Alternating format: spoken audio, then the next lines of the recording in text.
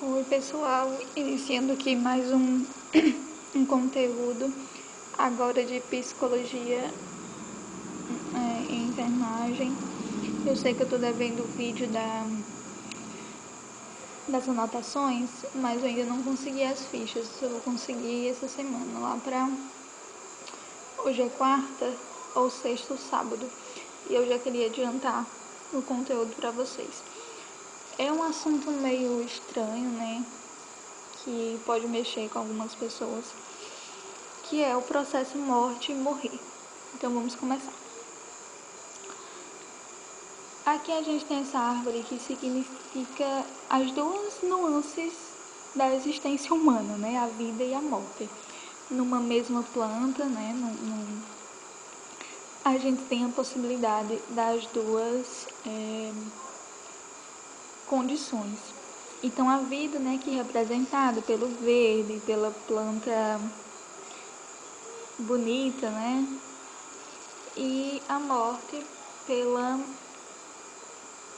falta de folha, a gente vê que tá mais escuro e a vida, né, mais iluminada. Algumas pessoas podem entender dessa maneira. E aí, na apostila de vocês, traz que o conceito de que a morte é a vida que para, ele está desatualizado. Eu lembro que quando eu tinha 5 anos, eu perguntei para minha mãe como era que as pessoas morriam, por quê, né? E aí eu lembro que ela disse assim, a pessoa morre quando o coração dela para de bater. E eu me lembro muito bem desse dia. E eu perguntei, mas mãe, todo mundo morre? Eu não lembro na época quem tinha falecido e veio as curiosidades. E ela disse, sim, todo mundo, todos nós um dia iremos morrer. E aquilo mexeu muito comigo enquanto eu era criança, assim. Mas mexeu numa proporção de eu estar brincando e do nada eu ficar lembrando daquilo e eu tinha muito medo. Eu tinha muito medo, eu ficava pensando, mas e o que vai acontecer depois? Era muito medo. E a minha lembrança de criança é muito forte. Eu não lembro o que eu almocei ontem, mas o que eu vivi enquanto criança é muito nítido na minha cabeça. E me perturbava muito isso. Às vezes ela me pegava chorando, né? E tipo, eu fazendo coisas aleatórias, brincando, sei lá. E eu lembro que isso me frustrou muito. Eu ficava muito amedrontada. E depois foi passando, e aí, mesmo com o passar dos anos, até uns 7, 8 anos, de vez em quando, eu me pegava pensando nisso, com esse medo. E daí passou, né? E tudo. Depois que eu tive a minha filha, eu assisti um filme e eu tive o mesmo sentimento. É incrível, eu tive o mesmo sentimento de quando eu tinha 5 anos. De e se eu morrer, o que vai acontecer, pra onde eu vou, enfim. E eu não lembro o nome do filme, mas me deu aquela angústia. E eu. É muito ruim sentir isso. Mas essa concepção, essa definição de que a morte é quando o coração para de bater, ela é muito desatualizada, porque hoje a morte ela é vista como um processo progressivo, né? De que faz parte da nossa condição humana, de que todo ser vivo ele vai nascer, crescer, se reproduzir e morrer. Então, na verdade, fica até a pergunta se nós estamos vivendo, todo dia nós estamos vivendo, ou estamos caminhando, nossa, é muito feio, né? Caminhando para a morte, mas ou se estamos vivendo esse processo de morrer. Tem até quem faça piada em aniversário de mais um ano de vida ou menos um ano de vida. Então é um processo, né? Tem algumas pessoas falam, a certeza da vida é a morte. A certeza da vida é a morte, mas ninguém se prepara para a morte e ninguém pensa em morrer, não é verdade? E a morte hoje ela não é mais vista como um evento pontual, tipo aconteceu hoje, morreu, não. Pode ser que por uma doença, pode ser que a pessoa já venha num processo de falência, né? Vamos colocar aí as pessoas de câncer terminais. Eu estou vivendo esse processo na minha vida porque a minha avó, ela está com câncer e está no processo de químio e enfim. Mas que se ela parar, infelizmente a doença vai avançar cada vez mais. Então, todos os dias nós sabemos, minha família e eu, que nós precisamos nos preparar para esse momento, que não será fácil, obviamente, mas que é uma realidade. E a morte, ela está presente no nosso cotidiano. A questão é que quando a gente não passa por isso, nós não percebemos, mas principalmente agora, no contexto que nós estamos vivendo, a morte ela está muito presente, apesar de ser banalizado, né? A gente acha normal ter mais de 1.000 pessoas morrendo por dia no nosso país, por exemplo, e eu acho que não está chocando mais tanto quanto se diziam que se chocavam com as mortes, mas eu lembro quando aquele avião da Chapecoense caiu, que todos os jogadores e todos os reservas morreram. Eu fiquei muito chocada também quando eu vi na televisão descer do avião todos aqueles caixões, né? Mas não é nada perto do número de mortes pelo coronavírus. Então a morte ela está bem presente, principalmente nos profissionais da saúde que lidam com ela diariamente e hoje, além de lidar com a morte de seus pacientes, estão lidando com a morte de colegas de trabalho, de amigos íntimos, e a enfermagem é uma das equipes que mais tem morrido para o coronavírus. Eu sempre costumo dizer que o que nos choca não é o fato de morrer, né? Todo mundo sabe que isso vai acontecer um dia com todos nós. Mas o que choca é a forma como a morte acontece. Se morreu de acidente, se foi por violência, dependendo da doença, como foi. Também depois da maternidade, me apavora muito a ideia de, por exemplo, uma mãe que perde o filho ainda grávida, né? Que perde o bebê. Eu fico imaginando. Eu passei por uma situação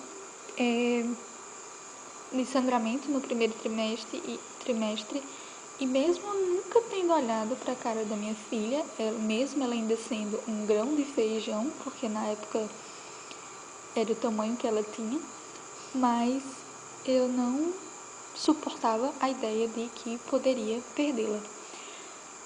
Também me apavora muito mães que perdem o filho, né, depois do parto. Então imagine toda a gravidez e um parto difícil talvez, para depois você voltar para sua casa num puerpério, que já é uma fase difícil, e você voltar para casa sem o filho. Então tem coisas que eu não gosto de ver, de assistir, não gosto de escutar, não gosto de saber de história, não gosto disso. E também de mães que perdem filhos crianças. Eu não consigo imaginar o que é hoje estar com a minha filha que, né, brilhante em vida e de repente amanhã não tê-la mais. Não sei. A minha avó sempre dizia que os filhos é quem tem que enterrar os pais, né? E os pais não enterrar os filhos. Talvez também essa troca na ordem cronológica da morte nos choque, né? Muito difícil ver pais enterrando seus filhos. Então, depois da maternidade, esse tipo de... Tudo que se refere à criança, eu me mexe muito comigo e eu não gosto nem de trabalhar com isso, nem de assistir, nem de saber nada, porque eu não sei lidar. Mas independente de tudo isso que eu falei, de todas as formas e causas, o palco principal da morte continua sendo os hospitais e as instituições de saúde. Então você que está fazendo esse curso técnico tem que ter em mente que você vai lidar muito com a vida. É muito bom você participar do salvamento da vida de alguém. É muito bom você participar do restabelecimento da saúde daquela pessoa, da recuperação dela. Mas você também tem que estar ciente de que vai lidar com a perca, de que vai lidar com a morte e que isso pode mexer muito com você. Se você não souber lidar, se você não souber canalizar essa energia, você pode sofrer muito com isso, né? Porque é um luto. Eu não vou mentir pra vocês. Eu não sei dizer nem o nome, nem sexo, nem porquê o meu primeiro paciente morreu. Eu simplesmente não lembro qual foi o primeiro paciente que eu perdi. Obviamente que tem histórias, eu lembro de algumas pessoas que faleceram, mas eu nunca me deixei envolver a ponto de saber disso. Eu lembro que na época do estágio, o meu amigo, né, no primeiro dia de estágio dele, o paciente dele morreu e ele ficou arrasado. E a gente tinha estágio de manhã e aula de tarde.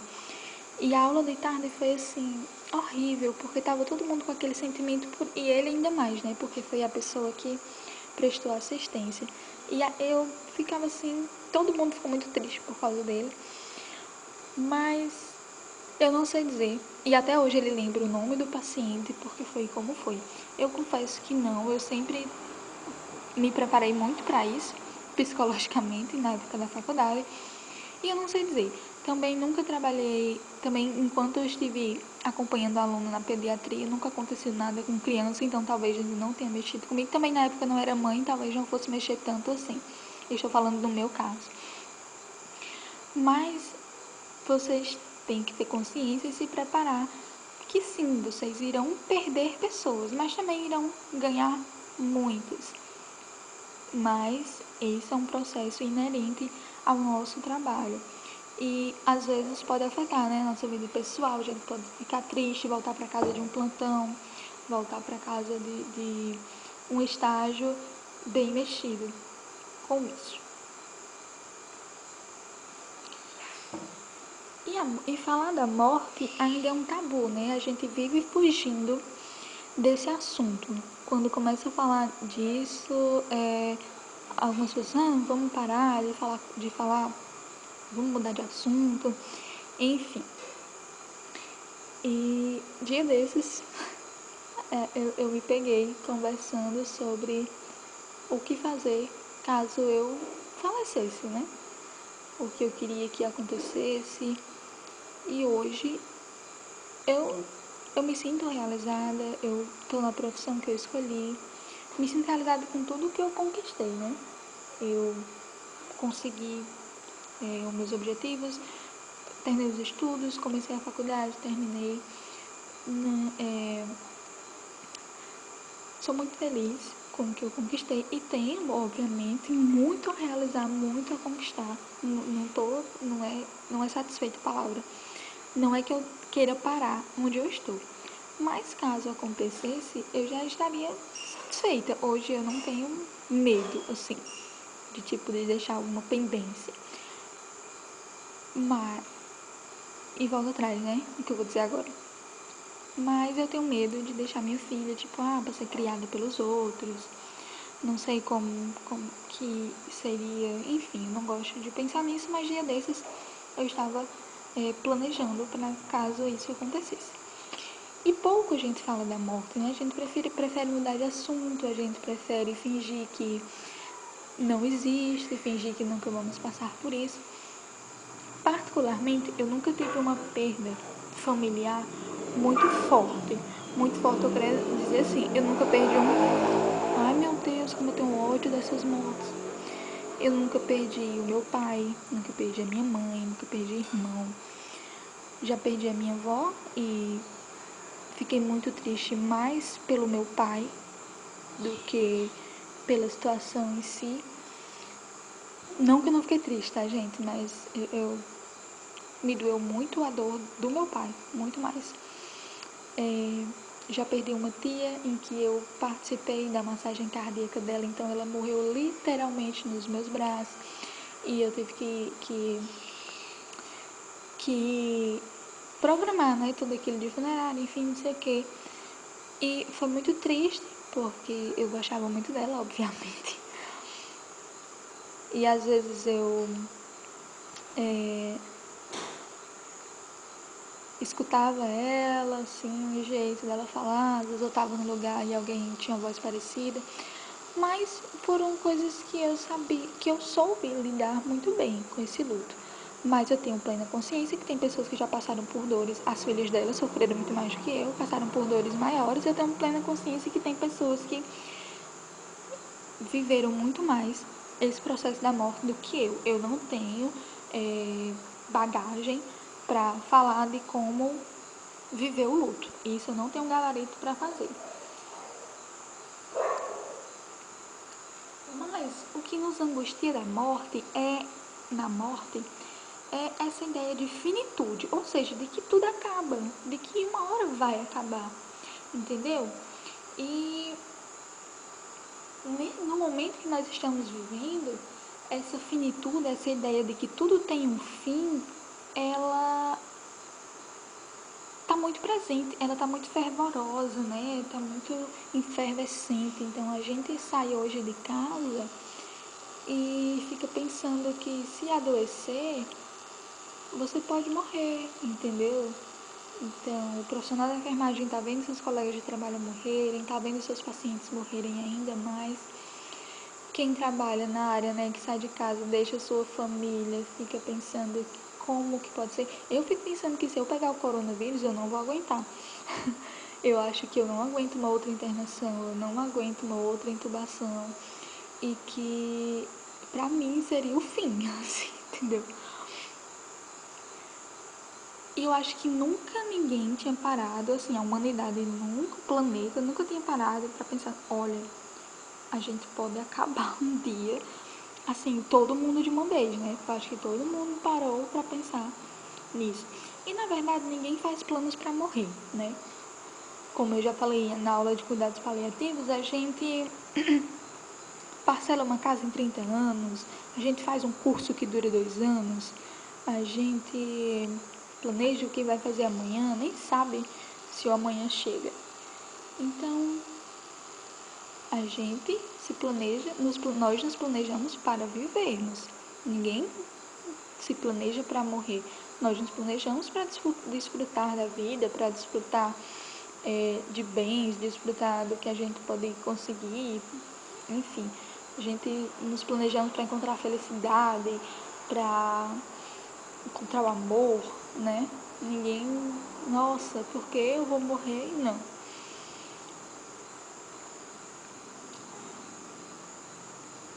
E esse medo da morte, essa angústia, ela é registrada na história da humanidade, por exemplo, com o culto aos mortos, né? Essa cultura que a gente tem de fazer dos velórios.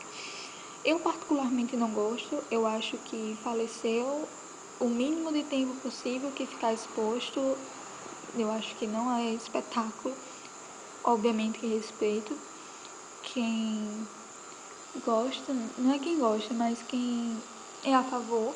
E tipo, eu sei que é uma oportunidade de juntar socialmente, é muito importante essa questão do culto ao corpo sem vida, porque é uma maneira, é uma oportunidade de reunir, né, pessoas, entes queridos que não se viam há muito tempo.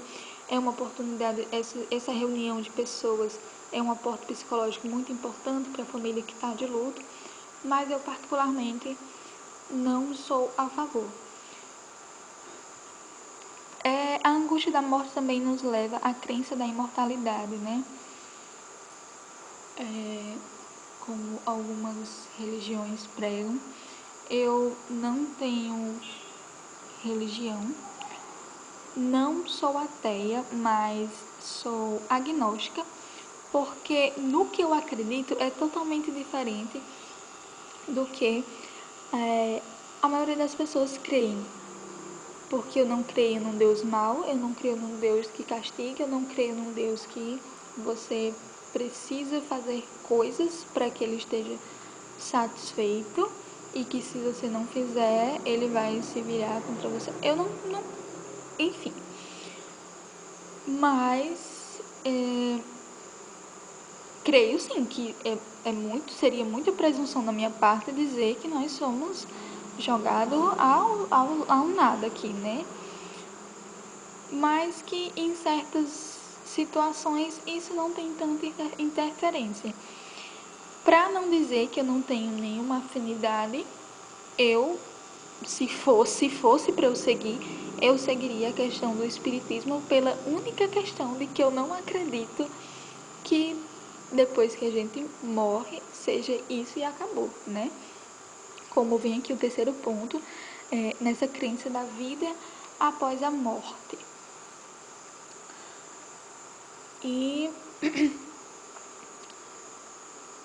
é o que eu creio, mas assim, também tem horas que eu penso, enfim, eu não me considero então ateia, mas me considero agnóstica e tenho apenas esse paradoxo na minha cabeça de, desde criança, como eu disse, desde os 5 anos, e o que vai ser depois, né? O que vai acontecer depois, para onde vamos, onde iremos.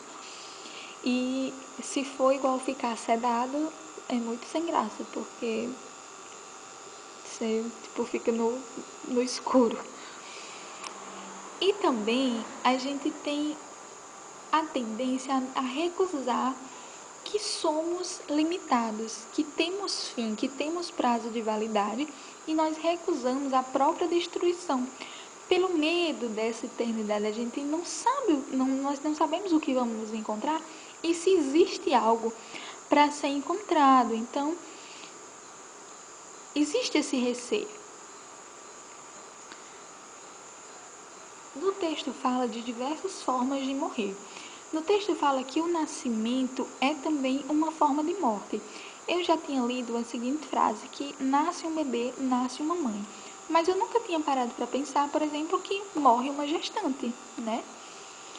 E também morre, para o bebê no caso, aquela fase em que ele e a mãe são uma pessoa só. Agora são dois seres, né?